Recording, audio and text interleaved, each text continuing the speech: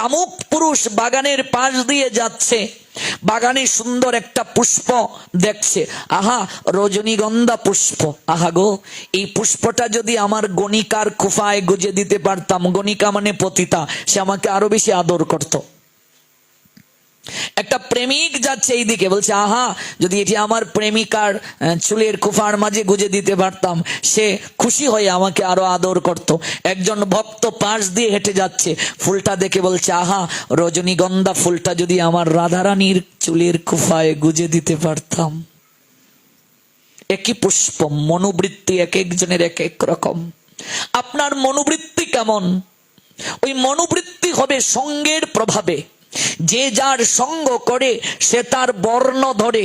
আপনার সন্তান গাঁজাখুরের সঙ্গে চলে, আপনি একেবারে 100% নিশ্চিত থাকুন একদিন না একদিন আপনার সন্তান গাঁজা খাবেই খাবে, গাঁজা খাবেই খাবে, গাঁজা খাবেই খাবে। বন্ধু বান্ধবের লগে একটা দুইটা টান, অর্ণব ভালো করে বুঝে রাখো, এরপর থেকে হয়ে গেল গাঞ্জা আমার প্রাণ। মদখুরের সঙ্গে যদি সন্তান চলে, একদিন না একদিন মদ খাবেই খাবে। বিড়ি সিগারেটের যারা খায় ওদের সঙ্গে যদি চলে, একদিন না একদিন বিড়ি সিগারেট খাবেই খাবে। এগুলো আমি তরুণ প্রজন্ম যারা এখানে আছো, যুবক যুবতী সবাইকে বলছি, এগুলো শুনে রাখো। সঙ্গ দুষ্টি এমন, সাধুর সঙ্গে যদি আপনার সন্তান চলে, একদিন না একদিন আপনার সন্তান সাধু হবেই হবে, হতে বাধ্য। আজকাল বাপ মারা সাধুর সঙ্গে চললে তাদের মাথা ব্যথা শুরু হয়ে যায়, তাদের মনে দুঃখ এসে যায়, কষ্ট এসে যায়। কিরে শ্যামানন্দের মা, তোর ফুয়া যে বেশ ধরছে রে, তোরা খাওয়াইতো না রে, তোর কপালে বউয়ের হাতে বাদ জুড়তো না, বিয়া কর পাওয়ার শিকল পরাই দে। বিড়ি খেলে দুঃখ নাই, একদিন বকবে, কি করব, খারাপ অভ্যাস করে ফেলছে। আমরা কি কমবো কি, সারে নাতে কি করতাম, শরীর লোকে ফিল্ডিং মারে, কি আর করা, ভাগ্যা গেছে গা, কি আর করা, 2 দিন পরে বুঝলা যায়, ও কি আর করব। সাধু হলে দোষ, তুলসীর তলে জল দিলে দোষ, তুলসীর মালা গলায় দিলে দোষ, তিলক দিলে দোষ। সেই সকল বাপ মার স্থানী বৃদ্ধাশ্রমে হয়, সে সকল বাপ মার গায়ে সন্তান হাত তুলে মুখে চুনকালি দেয়, ডাস্টবিনে ফেলে। এই জন্য সঙ্গটা খুবই দরকার। আপনার সন্তান কার সঙ্গে চলছে, মা বাবা হিসেবে আপনার দায়িত্ব পর্যবেক্ষণ করা। আপনার সন্তানের বন্ধু বান্ধব দেখলে আপনার সন্তানের ভবিষ্যৎ বলে দেওয়া যাবে। আপনি যদি ধৃতরাষ্ট্র হন, আপনি যদি গান্ধারী হন, আপনার জীবনে দুঃখ আছে। এই জন্য সন্তানকে সুহাগের সঙ্গে সঙ্গে এইটা খুব দরকার। যে বাপ মা সন্তানকে এইটা দিতে পারে না, ওই বাপ মা ব্যর্থ, ওই বাপ মা গান্ধারীর মতো মোহিত, ওই বাবা ধৃতরাষ্ট্রের মতো অন্ধ। দুর্যোধন যা ইচ্ছে তাই করেছে, গায়ে হাত তুলে নাই, পুত্রের মুখের দিকে তাকিয়েই একেবারে গলে গেছে। যার কারণে ধৃতরাষ্ট্রের পিতৃ পরিচয়টা কুলাঙ্গার পিতৃ পরিচয় থেকে গেল। ব্যর্থ বাবা সে, কামান্ধ মুহান্ধ স্নেহান্ধ, বিষয়ে অন্ধ। পুত্র যা করেছে সব মেনে নিয়েছে, যা খুশি তাই করেছে, বাবা বাধা দেয় নাই, সংশোধন করায় নাই। যার কারণে ভ্রাতৃবধূর কাপড় বাপের সামনে টানার সাহস পায়। এটা একদিনে হয়ে গেছে, এই সাহসটা একদিনে হয়ে গেছে। ভাই বউয়ের কাপড় টানে বাপের সামনে, গুরুদেবের সামনে, এটা একদিনে হয়ে গেছে। ছোটবেলা থেকে যদি মুগুর দিত, এটাই ব্যাসদেব বলেছিলেন, তুমি ব্যর্থ বাবা হিসেবে, ব্যর্থ তুমি গান্ধারী মা হিসেবে, ব্যর্থ তুমি। তোমার সন্তান শকুনির সঙ্গে সঙ্গ করলো, একটা দিন সাবধান করেছ, তোমার ভাই শকুনি একটু একটু করে তোমার সন্তানের কানের মাঝে বিষ ঢেলে দিয়েছে, তুমি একদিন সচেতন করেছো, ভাইকে শাসন করেছো। শুদ্ধ সংস্কার তোমার ভাই দেয় নাই। দুর্যোধনের এখনো লাম্পত্যের পশ্চাতে শকুনির অবদান আছে কি নেই? পুরোটাই তো শকুনির অবদান। এই জন্য আপনার সন্তান কার সঙ্গে চলছে এটি আপনার দেখা দায়িত্ব। আপনার সন্তানের বন্ধু বান্ধব কেমন, এটা আপনার দেখা দায়িত্ব। আপনার সন্তানকে আপনি স্মার্ট মোবাইল দিয়েছেন, মা হিসেবে আপনার দায়িত্ব দেখা, তার মেসেঞ্জার চেক করা, হোয়াটসঅ্যাপ চেক করা, কার লগে সে ফিল্ডিং মারে এটা দেখা দরকার। নতুবা আপনার সন্তান আপনার মুখে চুনকালি দিয়ে যে কারো হাত ধরে চলে যাবে। কৌটের বারান্দায় মা মেয়ের পা ধরে কান্না করে, আর মেয়ে মাকে লাথি মেরে ছেলের হাত ধরে চলে গেছে। অথচ নিজের ধর্মের যদি স্বজাতি না হয় বিয়ে দেবে না, বিয়ে দাও, নিজের স্বজাতি রক্ষা করো, স্বধর্ম রক্ষা করো। সন্তানকে শুদ্ধ সংস্কার দেওয়াটা দরকার। আমার সন্তান কার সঙ্গে চলে এটা আমাকে সব সময় পর্যবেক্ষণ করতে হবে। জাহ্নবা দেবী নাম দিলেন কৃষ্ণদাস, নিয়ে গেলেন মধুময় শ্রী বৃন্দাবনে ধামে নিতাই গৌর সীতানাথ প্রেমানন্দে। কৃষ্ণদাসকে বৃন্দাবনে যে দেখে সেই মুগ্ধ হয়ে যায়। তার দু নয়নে এক মহা অনুভব, উজ্জ্বল হয়ে রয়েছে তার দুটো নয়ন। সংকীর্তনের মাঝখানে যখন নাচে যেন মনে হয় মদন গোপাল দাঁড়িয়ে আছে। আহা কি চমৎকার গো, শ্যামল সুন্দর মদন গোপাল যেন মাঝখানে দাঁড়িয়ে আছে। আর কি ওই গাছে উঠে যায় বৃন্দাবনে গাছে উঠে হাতে বাঁশি নিয়ে বাঁশি বাজায়। ব্রজবাসীরা বলে, হে গো এ তো আমাদের কানাই ঠাকুর, দেখতে কি সুন্দর লাগে গো, এ তো আমাদের কানাই ঠাকুর। জীব গোস্বামী পাদ, সরগোস্বামী পাদের অন্যতম গোস্বামী, ওই জীব গোস্বামী পাদ যখন প্রথম ছেলেটাকে দর্শন করলেন, সরগোস্বামী পাদের অন্যতম গোস্বামী, সর্বশাস্ত্রে যিনি পারঙ্গম মহাজ্ঞানী, শ্রীরূপ শ্রী সনাতন ভট্ট রঘুনাথ, শ্রীজীব গোপাল ভট্ট দাস রঘুনাথ, এই ছয় গোসাইর করি চরণ বন্দন, যাহা হতে বিঘ্ন নাশ অভীষ্ট পূরণ। এই ছয় গোসাই করি চরণ বন্দন, যাহা হতে মিলে রে ভাই কৃষ্ণ প্রেম ধন। ওদের নাম উচ্চারণ করার সঙ্গে সঙ্গে আপনি পবিত্র হয়ে যান। ওই জীব গোস্বামী পাদ বললেন, আজ থেকে আমি তোমার নাম দিলাম কানু। কি নাম দিলেন? কানু। জীব গোস্বামী পাদ বললেন, তোমার নাম দিলাম কানু। ব্রজবাসীরা ডাকে কানাই ঠাকুর, জীব গোস্বামী পাদ নাম দিলেন কানু। জাহ্নবা দেবী নাম দিয়েছিলেন কৃষ্ণদাস। ওই কৃষ্ণদাস হয়ে গেলেন কানু ঠাকুর। কি হয়ে গেলেন? কানু ঠাকুর। কোন জায়গা থেকে আমরা এত দূর এলাম মনে আছে আপনাদের? আমি বলেছিলাম শুক্লাম্বর ব্রহ্মচারীর গৃহে গৌরহরি যাবেন, মনে আছে? যারা প্রথম দিন থেকে শ্রবণ করছেন, গৌরহরি গয়া থেকে এলেন, হৃদয়ে মাঝে বড় দুঃখ যন্ত্রণা, গদাধরকে জড়িয়ে ধরে বললেন, আমার দুঃখের কথা তোমার কাছে বলবো, যন্ত্রণার কথা তোমার কাছে বলবো। ওই শুক্লাম্বর ব্রহ্মচারী খুবই গরিব, সে কোনোদিন আমায় আতিথেয়তার জন্য নিমন্ত্রণ দেয় নাই। আমি যেচে তার গৃহে যাব। শিবাসকে নিমন্ত্রণ দাও সদা কবিরাজকে, নিমন্ত্রণ দাও মুরারি গুপ্তকে। ওই সদা কবিরাজের প্রসঙ্গ থেকে এলাম। সদা কবিরাজের পুত্রের নাম পুরুষোত্তম দাস, পুরুষোত্তম দাসের পুত্রের নাম আজ আমরা জানলাম কানু ঠাকুর। এবার ওই সদাশিব কবিরাজ তিনি কে ছিলেন? সদাশিব কবিরাজ তিনি ছিলেন কংসারী সেনের পুত্র। সদাশিব কবিরাজ কার পুত্র? কংসারী সেনের পুত্র। একটু টাইট করে দাও। কংসারী সেনের পুত্র হলেন সদাশিব কবিরাজ। কংসারী সেন কে ছিলেন? ব্রজলীলায়, এই জায়গায় কংসারী সেন ছিলেন ব্রজলীলায় রত্নাবলী। কংসারী সেন ব্রজলীলায় কে ছিলেন? রত্নাবলী ছিলেন কংসারী সেন। রত্নাবলী ছিলেন ব্রজলীলায় কংসারী সেন। কংসারী সেনের পুত্র সদা কবিরাজ। ওই সদা কবিরাজ, যে সদা কবিরাজকে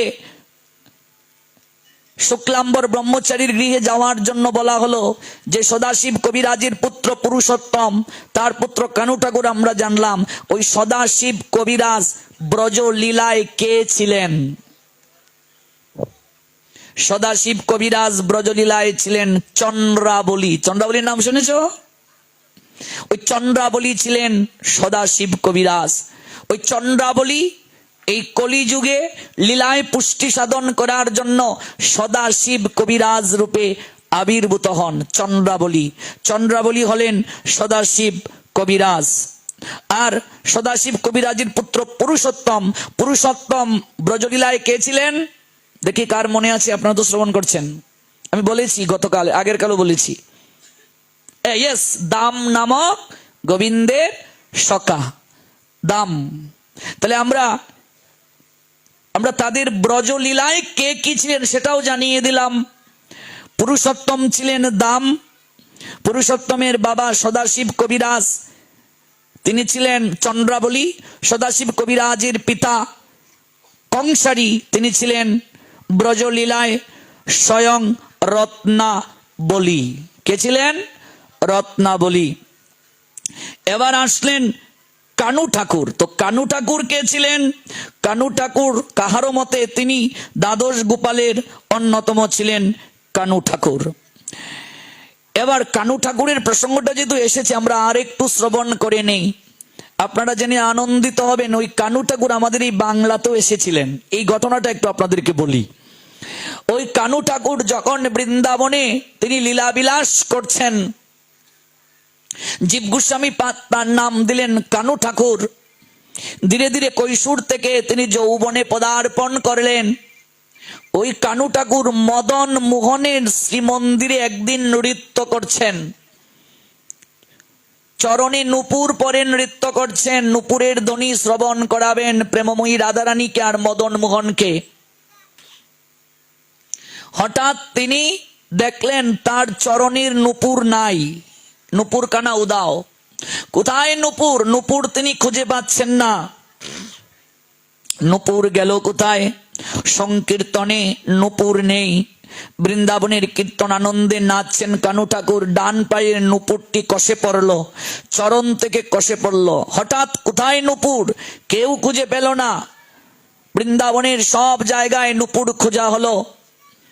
তিনি বললেন, আমি নূপুর যে জায়গায় পাবো সেই জায়গায় এসে আমি ভজন কুটির স্থাপন করব, সেখানে ভজন করব, আমি কিছুকাল সেখানে অবস্থান করব। স্বয়ং প্রেমময়ী তাকে স্বপ্নে আবিষ্ট করলেন, তুমি নূপুর অবশ্যই পাবে। নূপুর আছে বুধখানায়। বুধখানাটা কোথায়? বর্তমানের বাংলাদেশের যশোর জেলা ঝিকরগাছা উপজেলা বুধখানা গ্রাম এখনো আছে। ওই বুধখানায় এসে নূপুর পড়ল। কোথায়? বৃন্দাবন। ওই জায়গায় নৃত্য করছেন। কোথায়? যশোর। তখন তো আর যশোর ছিল না, যশোর জেলা ছিল না। কেমন 500 বছর আগে কি যশোর জেলা ছিল? পরগনা ইত্যাদি ছিল। এর পরবর্তীতে তো এগুলো জেলায় জেলায় বিভক্ত হলো। আগে তো পরগনা ছিল। কেমন? ওই জায়গায় বুধখানা এসে পড়লো। বুধখানাটা বর্তমানে ঝিকরগাছা উপজেলা যশোরের। ওই বুধখানাতে এসে নূপুর পড়ল। ওই জায়গায় কানু ঠাকুর চলে এলেন বৃন্দাবন থেকে। ওইখানে তিনি ভজন করতে শুরু করলেন। আমাদের এই বাংলায় কত কিছু যে আমাদের এই বাংলার লীলা আছে আমরা অনেকেই জানি না, অনেকেই স্থানগুলো সম্বন্ধে অবগত না। কত তীর্থ যে আছে আমাদের এই পূর্ববঙ্গে, এই বাংলাদেশে, কত পার্শ্বদের অহৈতুকী লীলা যে আছে এই বাংলায়, আমরা অনেকে জানি না। স্থানগুলো লুপ্ত হয়ে যাচ্ছে পরিচর্যার অভাবে, সেবার অপরাধে। দেশের ভিতরে পরিক্রমা করতে গেলে তো পাসপোর্ট ভিসার প্রয়োজন নাই। কাজেই এগুলো জানবেন কোথায় কি আছে, আর একটু পরিক্রমা করবেন, জীবনটা ধন্য হয়ে যাবে। পরবর্তীতে ওই বুধখানা থেকে মাটি নিয়ে তিনি চলে গেলেন পশ্চিম মেদিনীপুর, শিলাবতী নদীর তীরে। সেখানে তিনি বসতি নির্মাণ করলেন। ওই জায়গায় তিনি ভজন সাধন করলেন। ভজন সাধন করলেন, ব্রহ্মচারী থাকলেন। সেবার দায়িত্ব কাকে দেবেন? সেবার দায়িত্ব কাকে দেবেন? সন্তান নাই, কে নেবে সেবার দায়িত্ব? শালগ্রাম শিলা তিনি সেখানে সেবা পুজো করতেন, কে নেবে এই নিয়ে ভাবছেন। বয়স হয়ে গেল, আমার এই ভগবানের সেবার দায়িত্ব কে নেবে? শিলাবতী নদীতে তিনি স্নান করছেন আর ভাবছেন, অজুর দ্বারায় কাঁদছেন, প্রভু তোমার সেবার দায়িত্ব তুমি ব্যবস্থা করো, কে নেবে সেবার দায়িত্ব? কাঁদছেন তিনি শিলাবতী নদীতে। হঠাৎ তার চরণের মাঝে কি জানি একটা লাগলো। ডুব দিলেন, তুললেন, দেখেন একটা পুত্র, অর্থাৎ একটা পুত্র সন্তান, লাশ, মরা দেহ, একটা সপ তার পায়ের মাঝে লাগলো। তুললেন, দেখলেন একটা শিশুপুত্র, কিন্তু নাসিকায় শ্বাস প্রশ্বাস নাই, মরা। কানু ঠাকুর ভাবলেন, আহা, এই আবার কি ইচ্ছা ভগবানের, এটা আমার পায়ে কেন লাগলো? আমি কেবল বুঝাচ্ছি উনি কত বড় সাধক ছিলেন ভাবুন। তখন তিনি ভাবলেন, আমি সারা জীবনে যে সাধনা করলাম, আমি এই মৃত পুত্রের কর্ণেই হরিনাম দেব, কৃষ্ণ নাম দেব। কৃষ্ণ নামের শক্তি কতটুকু জগৎ জীব জানুক, জগৎ জীব উপলব্ধি করুক। যদি কৃষ্ণ নাম কর্ণে দেওয়ার সঙ্গে সঙ্গে ওই পুত্রটা জীবিত হয়ে যায়, আমি তাকে শিষ্য রূপে গ্রহণ করব। আমার স্থাবর অস্থাবর যা কিছু আছে আমি তাকে সকল কিছু অর্পণ করে দেহ ত্যাগ করব। আপনি মন্দির করছেন, চিন্তা করবেন কে সেবা করবে, এই চিন্তা আপনার নয়, ভগবান কাউকে না কাউকে পাঠিয়ে দেবে। আপনি প্রচার করছেন, আপনার চিন্তা নাই যে আমি চলে গেলে কি করে প্রচার হবে। গৌরঘড়ির প্রচার গৌরঘড়ি কাউকে না কাউকে পাঠিয়ে করে নেবেন। আমি যদি চলে যাই গৌরঘড়ির প্রচার হবে না, কে বলছে? এগুলো মিথ্যে কথা। হরিদাস ঠাকুর বলেন, আমার মতো পিঁপড়া যদি একটা জগৎ থেকে চলে যায়, জগতের কোনো ক্ষতি হবে না। হরিদাস ঠাকুর নিজেকে যদি পিঁপড়া বলেন, আর আমি কি, আমার দ্বারা কি প্রচার হবে গৌরঘড়ির?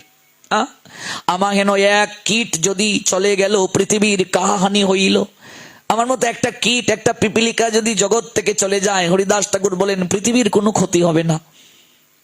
অথচ গৌরঘড়ি হরিদাসকে উদ্দেশ্য করে বলেছিলেন, হরিদাস আছিল পৃথিবীর শিরোমণি, তাহা বিনা আজ রত্ন শূন্য হইলা মেদিনী। মেদিনী মানে পৃথিবী। হরিদাসকে উদ্দেশ্য করে বললেন, এই জগৎ সংসারে ধরণী মাতা সব ভার বহন করতে পারেন। পাশ্চাত্যে গিয়ে দেখেন শত শত তলা বিল্ডিং করছে, ধরণী মাতা ওই ভার বহন করতে পারছেন। কত খুঁড়াকুড়ি আমরা করছি ধরণীকে, ধরণী মাতা সহিষ্ণু, তিনি সকল ভার বহন করতে পারছেন। কিন্তু ধরণী মাতা অসুরের বিষাক্ত নিঃশ্বাস সহ্য করতে পারেন না, অসাধুর নিঃশ্বাস সহ্য করতে পারেন না। কোন সাধু জগৎ থেকে যখন চলে যান, ধরণী কাঁদেন। কোন বৈষ্ণব জগৎ থেকে যদি চলে যান, ধরণী কাঁদেন। কোন প্রচারক জগৎ থেকে যদি চলে যান, ধরণী কাঁদেন। ধরণী বলেন, আহা, একমাত্র আমি সাধুর চরণ দুলিতে শান্ত থাকি, নির্মল থাকি, পবিত্র থাকি, আমি সব সইতে পারি। কিন্তু অসাধু যে, কৃষ্ণ বিমুখ যে, তার আমি দীর্ঘ শ্বাস আমি সহ্য করতে পারি না। এই শ্বাসের এত তপ্ততা, এত গরম, এটি আমি বহন করতে পারি না। ওই অসাধু তথা অসুরের বিষাক্ত নিঃশ্বাসে বিপর্যস্ত হয়ে ভাগবত বলছেন, ধরণী মাতা গাভীর রূপ ধারণ করে ব্রহ্মার নিকটে যান। ব্রহ্মা সকলে দেবতাদেরকে নিয়ে ক্ষীরুদ সাগরে যান, বিষ্ণুর চরণে আর্তনাদ জ্ঞাপন করেন। তখনই ভগবান জগতে আসার জন্য প্রস্তুতি গ্রহণ করেন। এটাই হলো ইয়াদা ইয়াদাহি ধর্মস্য গ্লানির ভবতি ভারত অভ্যুত্থানাম অধর্মস্য তদাত্মানাম সৃজাম্যহম পরিত্রাণায় সাধুনাম বিনাশায় চ দুষ্কৃতাম ধর্ম সংস্থাপনার্থায় সম্ভবামি যোগে যোগে whenever there is a decline in religious practice or descendant of Bharat and the predominant rise of irreligion, at that time I descend myself to deliver the pious and to annihilate the miscreant as well as establish the principle of religion after millennium. Said Almighty Creator Krishna, Srimad Bhagavad Gita 4 after Gyan Yog 7 and 8 bars. ভগবান আসেন, নিজেকে অবতীর্ণ করেন। সর্বপ্রথম প্রার্থনাটা কার? ধরণী মাতার। এই জন্য ধরণী আমাদের মা। ঘুম থেকে উঠে পালঙ্ক থেকে পুরুষেরা প্রথম কোন পাটা ফেলবে ধরণীতে? ডান পা। মায়েরা কোন পা? বাম পা। ঘুম থেকে উঠে আগে টয়লেটে দৌড় নয়, ব্যাটটি নয়, বিছানায় শুয়ে শুয়ে ব্যাটটি। কারো আবার সুকটান না দিলে বাথরুম টয়লেটে গিয়ে ক্লিয়ার হয় না তাদের। কেউ আবার হাই কমিটি বসে ওই মোবাইলে গুগল মিটে মিটিং করে ফেলে, মিটিং শেষ। আবার হাই কমিটি বসে, জিজু কোথায়? আমি আছি। কোথায় তুমি? এত প্রতিধ্বনি হচ্ছে কেন? তিনি আছেন হাই কমিটি বসে। ল্যাট্রিনে গিয়ে মোবাইল টিপা আজকাল ইয়াংদের একটা নেশা হয়ে গেছে। ওই বিড়ি না টানলে, সিগারেট না টানলে তাদের মল মূত্র ক্লিয়ার হয় না।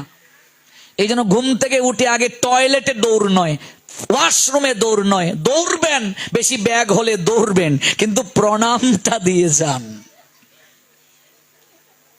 বুঝলে? পালঙ্ক থেকে ডান পা বাবাজিরা, মায়েরা বাম পা, সঙ্গে সঙ্গে নেমেই মস্তক নত করে প্রণাম। প্রণাম মন্ত্র কি? সমুদ্র মেখলে দেবী, পর্বত স্তনমণ্ডলে বিষ্ণু পত্নী, নমস্তুভ্যাম পাদ স্পর্শ ক্ষমস্বমে। এই যে তুমি চরণ রাখলে, তোমার উপরে যদি কেউ চরণ দেয় তুমি খেপে যাবে কিনা? এই তোমার উপরে যদি কেউ চরণ রাখে তোমার কষ্ট হবে? এই তুই আমার ঠ্যাং দেখালি কেন রে, এরকম তো আমরা বলি। তো ঠ্যাং পচে পচে পড়ুক। তো তুমি সারাদিন একজনের উপরে চরণ রাখছো, তুমি তার পারমিশন নেবে না, ক্ষমা চাইবে না, তা তো হতে পারে না। ইচ্ছে হলো হুট করে গিয়ে একটা তুলসী নিয়ে এলে, ইচ্ছে হলো ফল নিয়ে এলে, ইচ্ছে হলো ফুল নিয়ে এলে। এগুলো আমার তোমার বাপের লাগানো নয়, এগুলো ভগবান সৃজন করেছেন, লাগিয়ে দিয়েছেন। আমরা কেবল পরিচর্যা করছি। কোনো পুষ্প তোলার আগে পুষ্প বৃক্ষকে প্রণাম দিতে হয়, অনুমতি নিতে হয়। তুলসী তোলার আগে তুলসীকে প্রণাম দিতে হয়, অনুমতি নিতে হয়। অনুমতি কি? ওম তুলস্য অমৃত জন্মাসি সদা তং কেশব প্রিয়া কেশবার্তে চিনুমি তাং বরদা ভব সুবনে।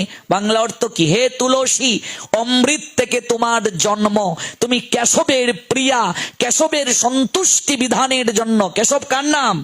গোবিন্দের নাম। আমি তোমার পত্র চয়ন করছি, তোমার হৃদয়ে যে দুঃখের সঞ্চার হয়েছে তুমি ক্ষমা করে দাও। বরদা ভবসুবনে, আমায় বরদান করো, তোমার প্রিয় কেশবের সেবায় যেন তোমাকে অর্পণ করতে পারি। আপনি মন্ত্র পারেন না, দরকার নাই, মনে মনে প্রার্থনা করুন, হে তুলসী দেবী, আমি যে পত্র চয়ন করছি, তোমার হৃদয়ে দুঃখ হচ্ছে, তুমি আমায় ক্ষমা করে দাও। এটা বলতে পারবে কিনা? সংস্কৃত লাগবে না, বাংলা বলো। তুলসী সব ভাষা বুঝেন, গোবিন্দ সব ভাষা বুঝেন। সংস্কৃত না পারলে কি হয়েছে, বাংলায় বলো। ভাবটা হচ্ছে গুরুত্বপূর্ণ।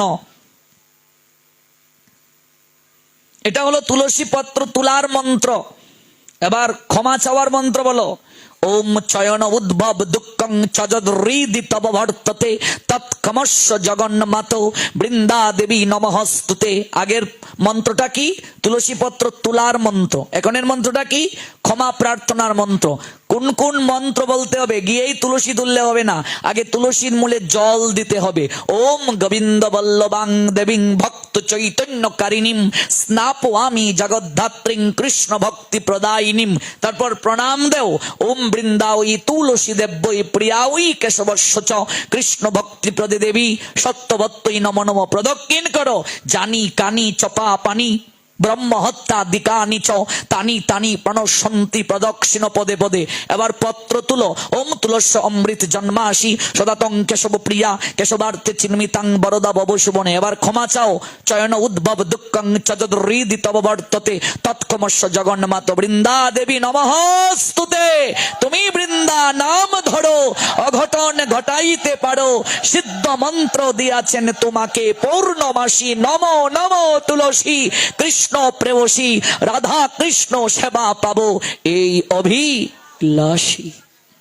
কলিযুগে তুলসীর সেবা যে করবে না, কলিযুগে তুলসীর চরণে আশ্রয় যে নেবে না, কণ্ঠে মালা যে দেবে না, কোনদিন তার কৃষ্ণ ভক্তি লাভ হবে? হবে? হবে? মালা আছে? নেই? তোমার মাকে মায়ের গলায় মালা আছে? মায়ের গলায় নেই তো তোমার গলায় হবে কি করে? সে বলছে মায়ের গলায় নেই।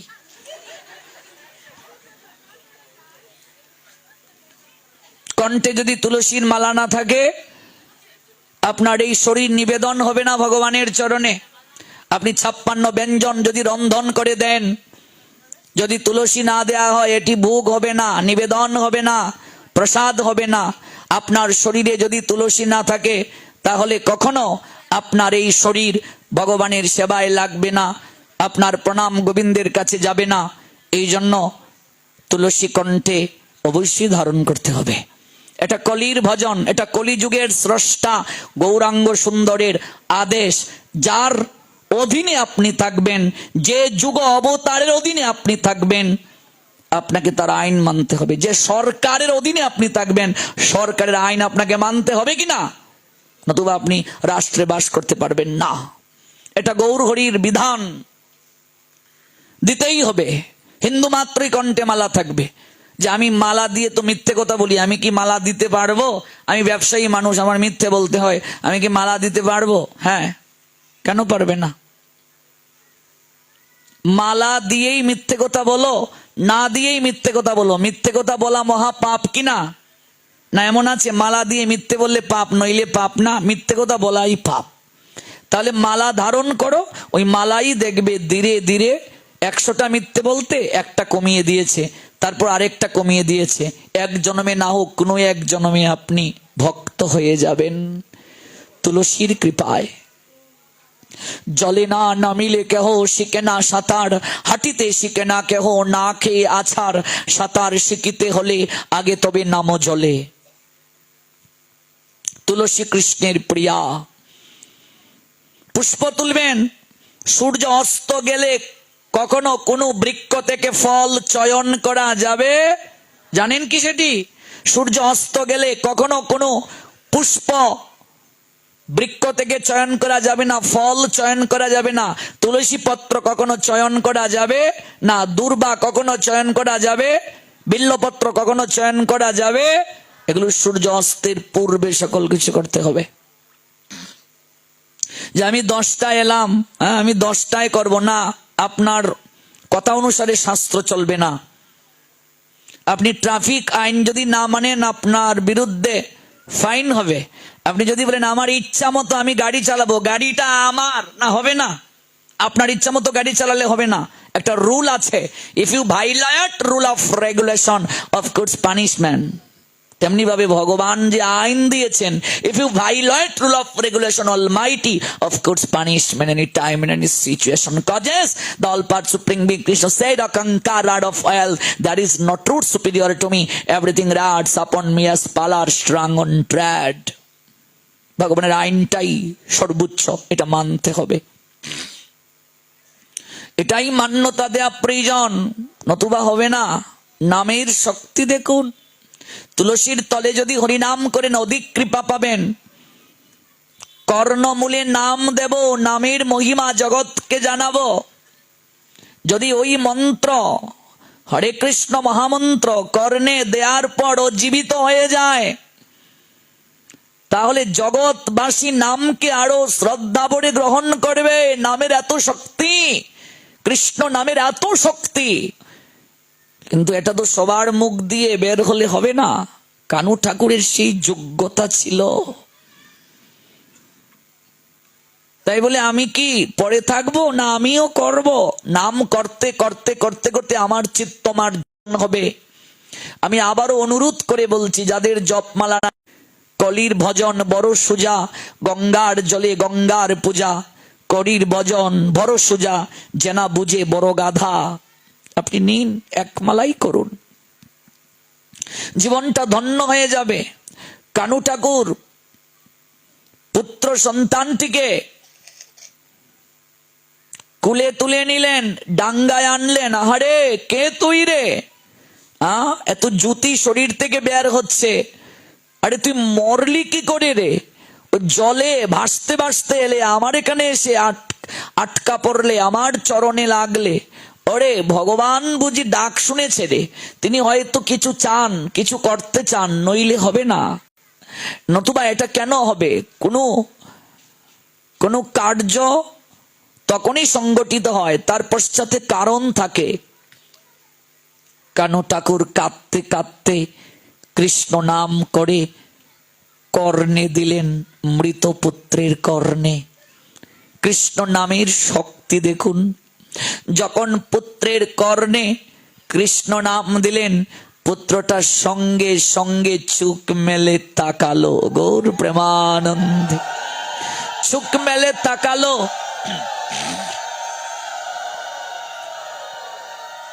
তাকিয়ে প্রণাম দিল।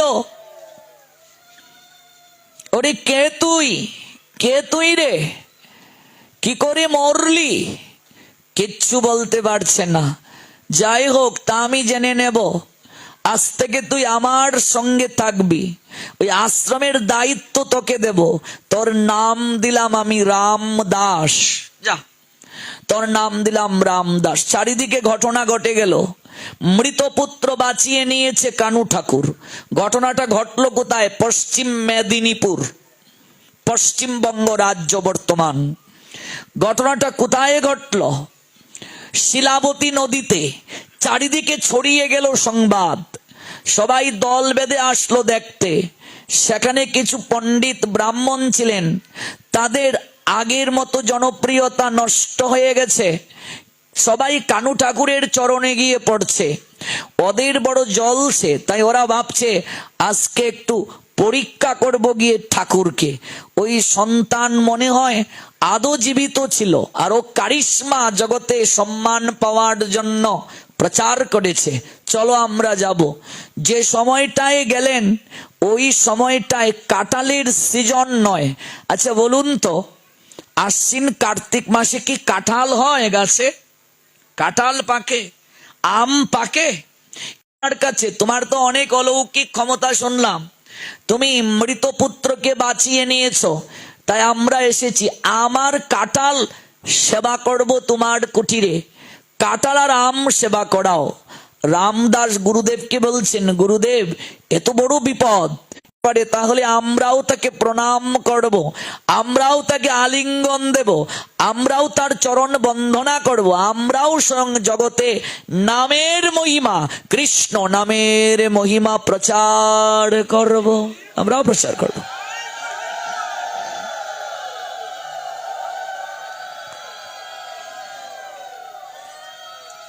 গুরুদেবের চরণে রামদাস কাঁদতে শুরু করলেন, গুরুদেব এ কেমন পরীক্ষা হলো, আম কাঁঠাল পাবো তো? মৃদু মৃদু হাসছেন, ওরে তুই এত চিন্তা করছিস কেন? যদি কিছু না হয় তাহলে কলঙ্ক রটবে। আরে তুই চুপ কর, হবে, আমার সঙ্গে চল। শিলাবতী নদীতে এলেন, নদীর তীরেই কুঠির। যাচ্ছ কোথায় ঠাকুর? পালিয়ে যাচ্ছ? খুব না, জগৎবাসী তোমার গুণগান করে মরা পুত্র বাঁচিয়েছ, তো আম কাঁঠাল না খাইয়ে পালাচ্ছ কেন? আরে ঠাকুর পালাবে কি করে? নদীতে তো নৌকা নেই, ঘাটে যাচ্ছ কেন? রামদাস সঙ্গে একটা আসন হাতে নিয়ে ছুটছেন গুরুদেবের পিছনে পিছনে। গুরুদেব আপনি যেদিকে যাবেন আমিও সেদিকে যাব। আমার জগৎ সংসারে আপনি ব্যতীত আমার আর কেউ নাই। গুরু মাতা, গুরু পিতা, গুরু হন পতি, গুরু বিনা এই সংসারে নাহি আর গতি। গুরুদেব যেদিকে যাবেন আমিও সেদিকে যাব। ওরে হতচ্ছাড়া, তুই যাচ্ছিস কোন দিকে? তোর গুরু হয়তো জলে ডুবে মরবি, অলৌকিক ক্ষমতা দেখাতে পারবে না, তুইও মরতে যাচ্ছিস কেন? তুই তো বালক, তোর সারা জীবন পড়ে আছে। গুরুদেবের পিছনে পিছনে রামদাস ছুটছেন। রামদাস আসনটা জলের মাঝে দে। আসন জলে দিয়ে কি করব গুরুদেব? আমি বসবো। এও কি সম্ভব? জলের মাঝে বসা যায়? আরে আমি বলছি আসনটা দে। আসনটা জলের মাঝে রাখা হলো। কত বড় সাধু, চিন্তা করুন। কানু ঠাকুর কৃষ্ণ কৃষ্ণ কৃষ্ণ বলে আসনের মাঝে বসে গেলেন। আমরা গান গাই, নামে শিলা ভাসে, নামে শিলা ভাসে। তো এখনো তো আমরা নাম করি, একটা শিলা জলের মাঝে দিলে ভাসে না কেন? কারণ উপযুক্ত পাত্রের হাত দিয়ে তো শিলা জলে ফেলতে হবে। এই যোগ্যতা আমার অর্জন হয়নি। আসনটা দেয়া হলো, আসনের মাঝে বসলেন। গুরুদেব বলছেন আমি যাই। পিছন থেকে কেঁদে কেঁদে রামদাস বলছেন, গুরুদেব চোখটা খুলে সর্বপ্রথম আমি আপনাকেই দেখেছি, আপনার দুটো চরণকে জড়িয়ে ধরছি। এই জগৎ সংসারে আমার মা বাবা কেউ নেই, আপনি আমার মা, আপনি আমার বাবা, আপনি আমার একমাত্র কান্ডারি, আপনি একমাত্র আমার পরম আভার পাঞ্জেরি। আপনি যাবেন, আমায় নেবেন না? আমায় নেবেন না? ওরে তুইও যাবি তো চল, চল আমার সঙ্গে চল। রামদাসকে নিয়ে ওপারে গেলেন। এদিকে সবাই তাকিয়ে আছে, এ কি বাপরে বাপ, আসনের মাঝে বসে নদী পার হয়ে যাচ্ছে। সর্বনাশ, আমরা তো অপরাধ করে ফেলেছি। এ তো সাধারণ সাধু নয় যে আসনে বসে নদী পার হতে পারে, তার আম আর কাঁঠাল খাওয়ানো কোনো ব্যাপার নয়। আহা, দাঁড়িয়ে রইলেন, অপারে গেলেন, আম কাঁঠাল গাছ। বলছেন গুরুদেব, আম কাঁঠাল গাছে তো আম কাঁঠাল নেই। বলছে ওরে, আগে কর্ম তারপর ফল, তুই আগেই ফল চাইছিস, আগে গাছের নিচে বস। ওরে আমার সঙ্গে নয়ন জলে কৃষ্ণ নাম কর।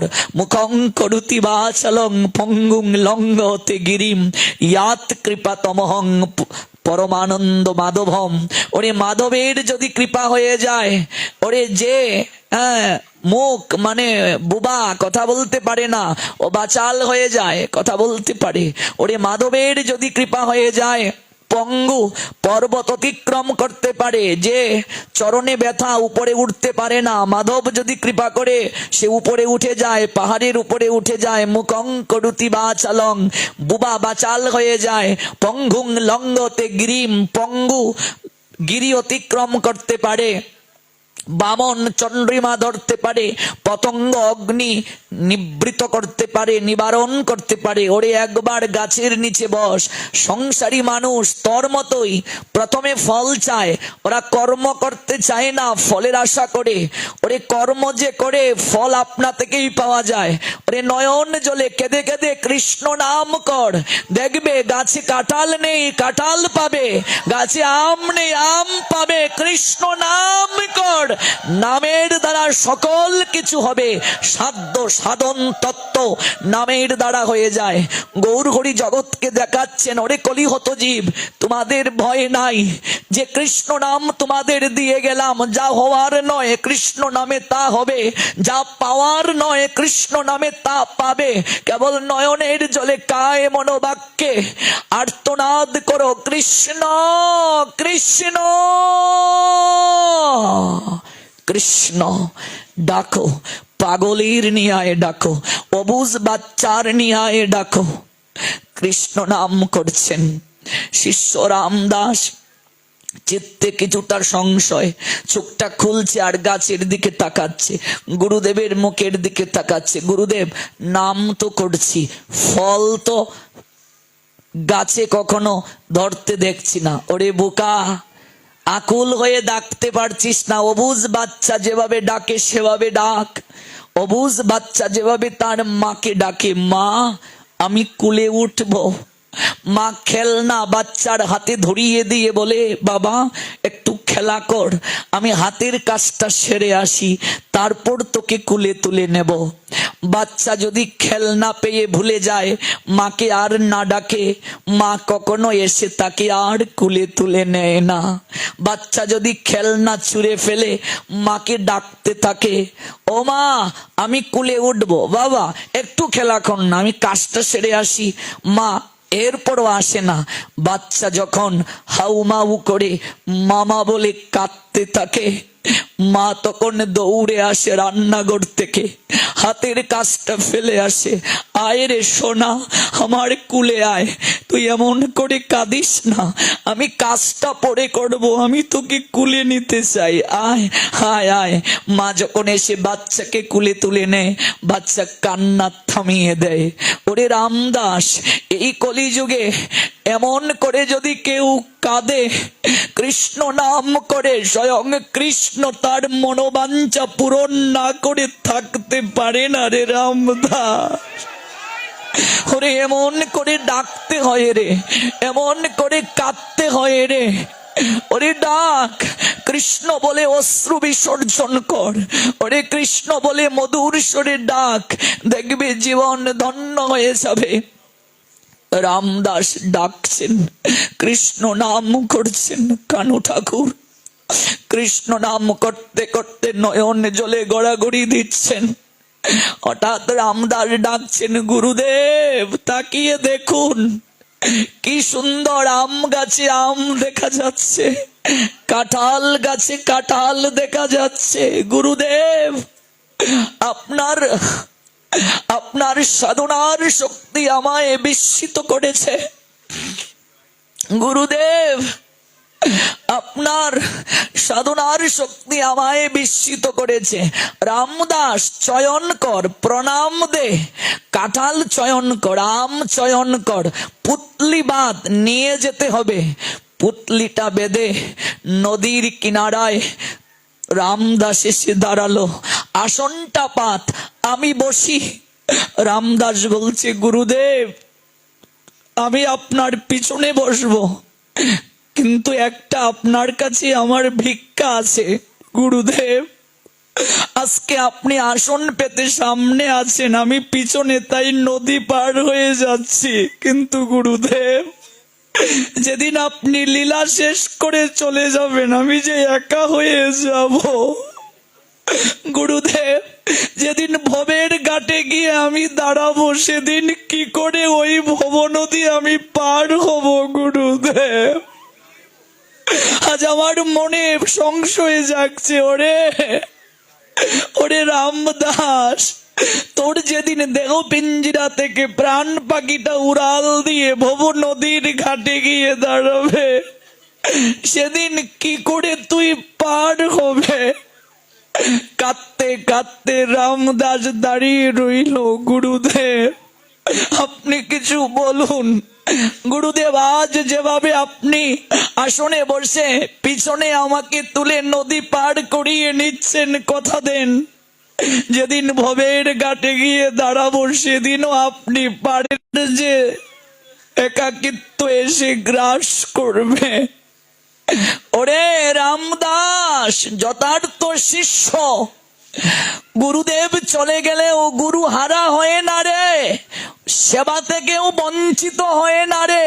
গুরু সেবা দুই প্রকার রামদাস, বপু সেবা, বাণী সেবা। ওরে ওই জড় দেহটা নিঃশেষ হয়, বাণী রূপে গুরুদেব থেকে যান। কথা দিলাম রামদাস যেদিন তোর দেহ পিঞ্জিরা থেকে প্রাণ পাখিটা উড়াল দেবে, ভব নদীর ঘাটে গিয়ে দাঁড়াবে, আমি সেদিন হাতটা তুলে অপেক্ষা করব তোকে কুলে নেয়ার। এই হলো সম্বন্ধ। সম্বন্ধ করিয়া বোঝে কৃষ্ণ তারে নাহিতেছে, বাকি সব মরেও কারণ। ব্রাহ্মণ পণ্ডিতগণ কানু ঠাকুরের চরণে পড়ল। শিলাবতী নদীর তীরে আম কাঁঠালের মহোৎসব হলো। আজও পশ্চিম মেদিনীপুরে কানু ঠাকুরের শ্রীপাঠে আম কাঁঠালের মহোৎসব হয়। জগৎ জীব প্রণাম দেয় কানু ঠাকুরকে, প্রণাম দেয় তাদের বংশকে, যারা প্রত্যেক পরম্পরায়, যারা প্রত্যেক সিঁড়িতে, যারা প্রত্যেক সময়ে গৌর গোবিন্দ চরণে আত্মনিবেদন করেছে। আহা, এই না হয় প্রীতি গো, এই না হয় রীতি গো, এই না হয় সম্বন্ধ গো।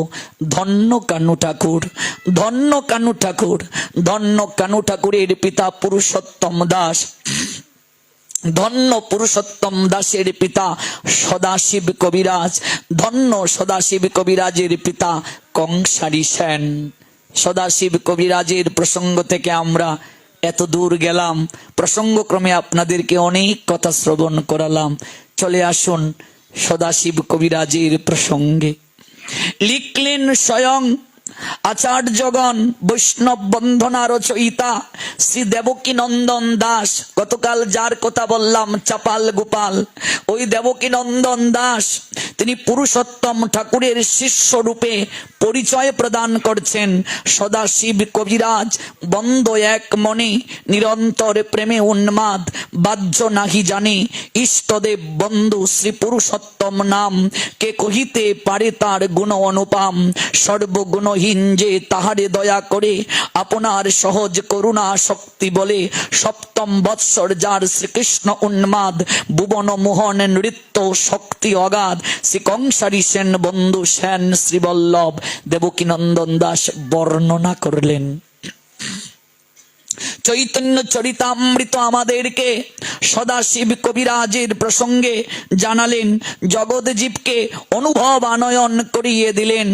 স্বয়ং চৈতন্য চরিতামৃত জানালেন, জানালেন চৈতন্য ভাগবত মধ্য লীলা প্রথম অধ্যায় ছিল বৃন্দাবন দাস ঠাকুর। কি লিখলেন বৃন্দাবন দাস ঠাকুর চৈতন্য ভাগবতে? শ্রীমান পণ্ডিত চলিলেন গঙ্গা তীরে। এবার আমরা কোথায় ফিরে এলাম? শুক্লাম্বর ব্রহ্মচারীর গৃহে গৌরহরি যাবেন। নিশ্চয় মনে আছে আপনাদের প্রসঙ্গ। চৈতন্য ভাগবত ছিল বৃন্দাবন দাস ঠাকুর রচনা করে লিখলেন, পদগুলো রচনা করলেন। বলছেন, শ্রীমান পণ্ডিত চলিলেন গঙ্গা তীরে, শুক্লাম্বর ব্রহ্মচারী তাহার মন্দিরে। শুক্লাম্বর ব্রহ্মচারী কে? আপনাদের মনে একটা প্রশ্ন জাগতে পারে। গৌর গণোদ্দেশ নামক গ্রন্থ, শ্লোক সংখ্যা 191। শুক্লাম্বর ব্রহ্মচারী পুরাশিদ ইয়াজ্ঞপত্নিকা প্রার্থয়িত্তা যদান্নং শ্রী গৌরাঙ্গ ভুক্তবান প্রভুঃ। কেচি দাহু ব্রহ্মচারী যাজ্ঞিক ব্রাহ্মণ পুরা। পূর্বে যিনি যজ্ঞ পত্নী ছিলেন তিনি শুক্লাম্বর ব্রহ্মচারী হয়ে এলেন। গৌরহরি যার নিকট অন্ন প্রার্থনা করলেন, কেউ কেউ বলেন ইনি পূর্বে যাজ্ঞিক ব্রাহ্মণ ছিলেন। চৈতন্য শাখা ইনি গণিত। নবদ্বীপবাসী ইনি খুবই দরিদ্র ভিক্ষুক ব্রাহ্মণ, ভিক্ষা করে জীবন নির্বাহ করেন। কিন্তু ভগবানের কাছে কোনোদিন অর্থ সম্পদ বিত্ত বৈভব চান না। গৌরহরিকে অগাধ ভালোবাসেন। ইচ্ছা গৃহে একদিন আনয়ন করার, একটু সেবা করাবেন, সাহস পান না। দরিদ্র। গৌরহরির সঙ্গে অনেক ভক্তবৃন্দ, কি করে সেবা হবে? গৌরহরি তিনি অন্তর্যামী। ভক্ত আসতে না পারলে কি হয়েছে? ভগবান তো ভক্তের কাছে যেতে পারেন। ভক্ত যতটা ভগবানকে চিন্তন করে, ভাগবত বলছেন ভগবান তার থেকে অধিক চিন্তন করেন ভক্তের। ভক্ত যতটা ভগবানকে ভালোবাসে তার থেকে অধিক ভালোবাসেন ভগবান ভক্তকে। এই জন্য স্বয়ং গৌরহরি গয়া থেকে ফিরলেন। ফিরেই তার গুরু কৃপায় কৃষ্ণ প্রেম ভক্তির পাগল ভাব এলো। মনের কথা, এত হৃদয় মাঝে দুঃখ, কেউ বুঝতে পারছে না, কেউ হরিনাম করছে না, কার কাছে বলবেন? তাই প্রেমিক ছাড়া প্রেমিকের কাছে বলা যায়, প্রেমিক ছাড়া মনের কথা বলা যায় না। শুক্লাম্বর ব্রহ্মচারীর গৃহে গৌরহরি গিয়ে বলবেন, সেবা গ্রহণ করবেন, আতিথেয়তা গ্রহণ করবেন। বিনা নিমন্ত্রণে চললেন। ভগবান বিনা নিমন্ত্রণে যান, কিন্তু অহংকারী যে তার কুটিরে নিমন্ত্রণ করলেও যান না। সাধু আপনার গৃহে যাবেন, আপনি যদি আমিষ গ্রহণ করেন, সাধু যদি যান রাত যাপন করেন, ওই দিন অন্তত আপনার সংযম জীবন যাপন করা উচিত। এই দিন অন্তত আপনাকে শুচি থাকা উচিত, পবিত্র থাকা উচিত।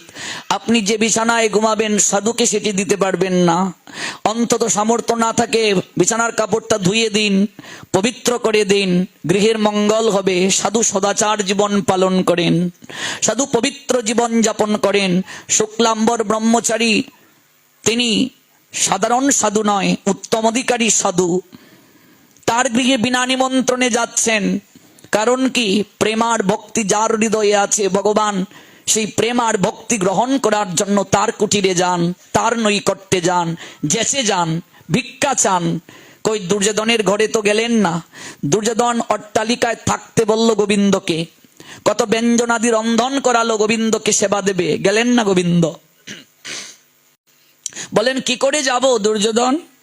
তোমার কাকাশ্রী তো আমায় নিমন্ত্রণ করে রেখেছে, আমি বিদুরের কুটিরে যাব।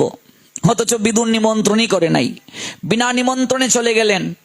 সন্ধ্যাবেলা পরাশরী দেবী কেবল এলেন ওই মাটির কলসিটা জলে পরিপূর্ণ করে। কুটিরে কেউ নাই, অন্ধকার, সেজুতিটা জ্বালা হয় নাই, আসন দেয়া হয় নাই, মাটির মাঝে বসে গেলেন গোবিন্দ। প্রেমার ভক্তির শক্তি দেখো। পরাশরী এলেন, দূর থেকে দেখছেন, আহা আমি তো সেজুতি জ্বালাইনি গো, আমার ঘরে এত আলো কোথা থেকে আসছে? যে কৃষ্ণ যেখানে দাঁড়ায় অন্ধকার দূর হয়ে যায়। কৃষ্ণ সূর্য সম, মায়া অন্ধকার, যথায় কৃষ্ণ তথায় নাহি মায়ার প্রবেশ অধিকার। গোপিকারা বলেছিলেন না যশোদাকে, ও যশোদা তুই বললি আমরা অন্ধকারের মাঝে দধির ভাণ্ড রাখবো, তোর গোপাল অন্ধকারে দেখতে পায় না। কি রে যশোদা, আমরা বুঝি পরীক্ষা করিনি? আমরা অন্ধকারেও রেখেছি রে দধির ভাণ্ড, তোর গোপাল যে জায়গায় দাঁড়ায় তুই জানিস কিনা যশোদা, আমরা দেখেছি রে, তোর গোপাল যে জায়গায় দাঁড়ায়, তোর গোপাল যদি অন্ধকারেও দাঁড়ায়, সঙ্গে সঙ্গে অন্ধকার ঘরটা আলোকিত হয়ে যায় রে যশোদা।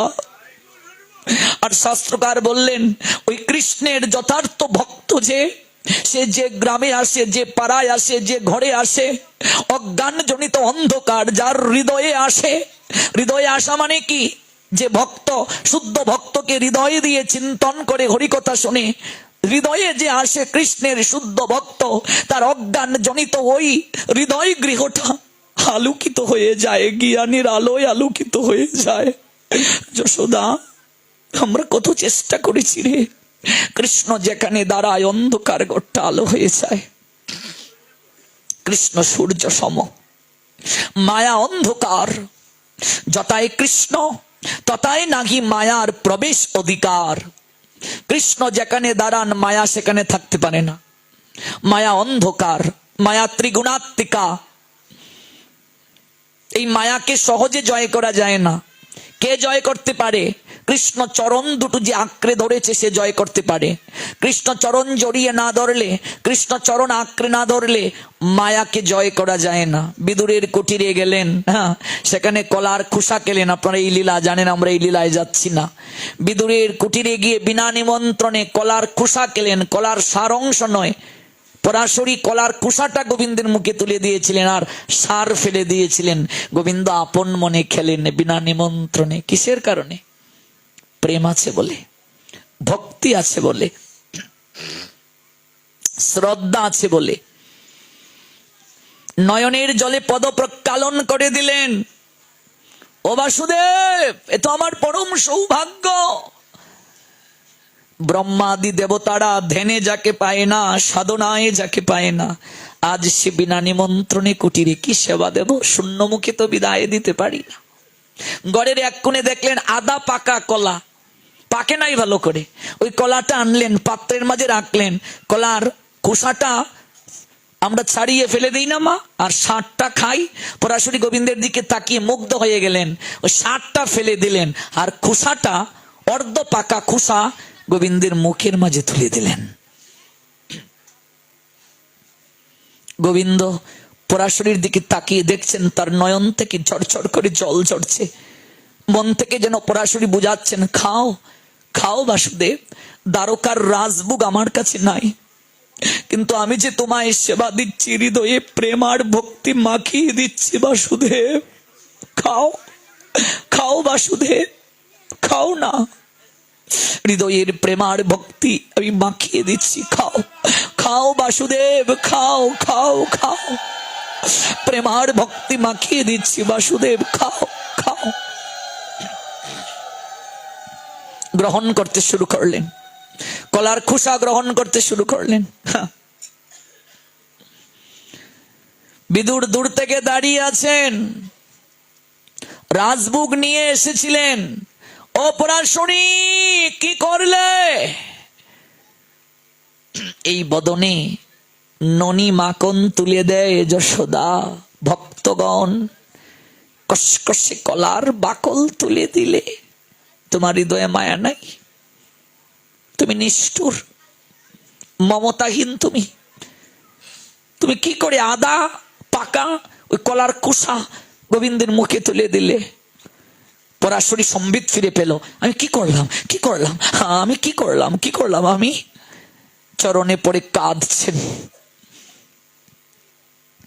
গোবিন্দ বিদুরের দিকে তাকিয়ে বলেন, বিদুর, কত সুমধুর ভক্ত ভগবানের লীলা হচ্ছে না মা?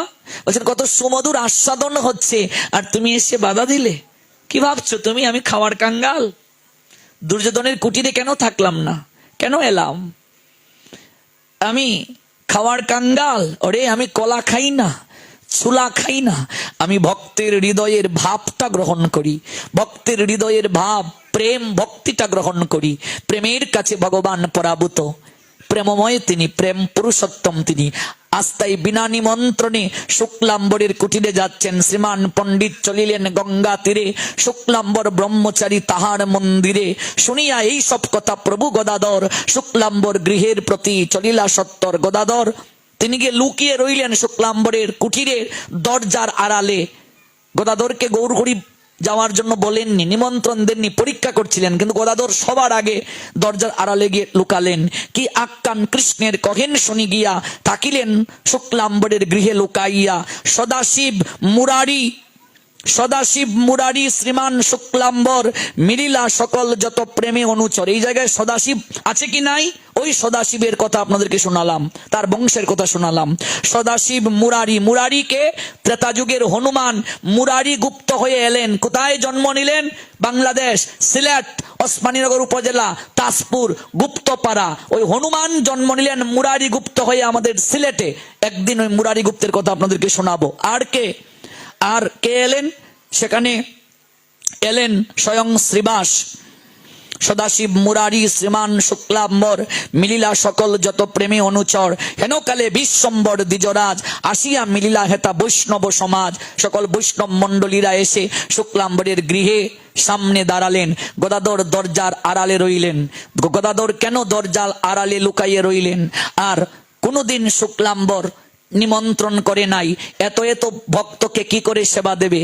গড়ে তন্ডুল নাই, কিচ্ছু নাই, অথচ গৌরহরি এত ভক্তকে নিয়ে শুক্লাম্বরের কুটিরে গিয়ে দাঁড়ালেন। কি করে শুক্লাম্বর? গড়ে কোনো আহার্য বস্তু নাই, এরপরও কি করে সেবা দিলেন গৌরহরির, আর বৈষ্ণব সেবা দিলেন? সেই লীলা জানতে গেলে আসতে হবে আগামীকাল ঠিক রাত 8টায়। নিতাই গো